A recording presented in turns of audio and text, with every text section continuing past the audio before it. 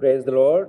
आइए हम लोग प्रभु का वचन पढ़ेंगे। भजन 134 मैं पढ़ूंगा। हे यहोवा के सब सेवकों सुनो, तुम जो रात रात को यहोवा के भवन में खड़े रहते हो, यहोवा को धन्य कहो। अपने हाथ पवित्र स्थान में उठाकर यहोवा को धन्य कहो। यहोवा जो आकाश और पृथ्वी का करता है, वह सिय्योन से तुझे आशीष देवे। प्रभु अपने वचन के पढ़े जाने पर आशीष दे। भजन 134 में सिर्फ 3 वचन हैं और इन 3 वचन के अंदर हम प्रभु की 3 मुख्य बातें देख सकते हैं। और पहले वचन में प्रभु का जो वचन है, जो उसकी आज्ञा है, वो यहाँ लिखा है कि हे यहोवा के सब सेवकों सुनो। नोट कीजिए, जो पहला वचन है वो है सुनना। सुनो, किसकी सुनना है? यहोवा की सुनना है। तो पहली आज्ञा प्रभु की है कि यहोवा की सुनो। फिर दूसरी आज्ञा है 2 वचन में, अपने हाथ पवित्र स्थान में उठाकर यहोवा को धन्य कहो।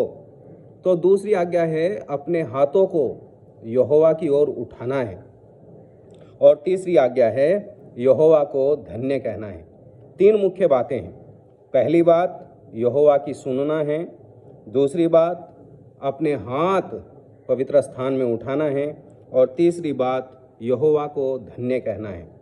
मेरे भाई बहनों, बाइबल का परमेश्वर बाइबल में जिक्र करता है कि उसकी सुनो। और अगर आप नए नियम में देखते हैं तो परमेश्वर ने स्वयं कहा, 3 बार कहा कि यह मेरा प्रिय पुत्र है, इसकी सुनो। तो पहली आज्ञा हमारे लिए है कि हमें अपने प्रभु की वाणी को सुनना है। और वो कहाँ से बात करता है, उसकी वाणी हम कहाँ से सुन सकते हैं? ये प्रभु का वचन है। तो पहली बात है हमें प्रभु के वचन को पढ़ना है। फिर दूसरी बात है अपने हाथों को पवित्र स्थान में उठाना है। तो दूसरी आज्ञा है अपने हाथों को उठाना है प्रभु की ओर।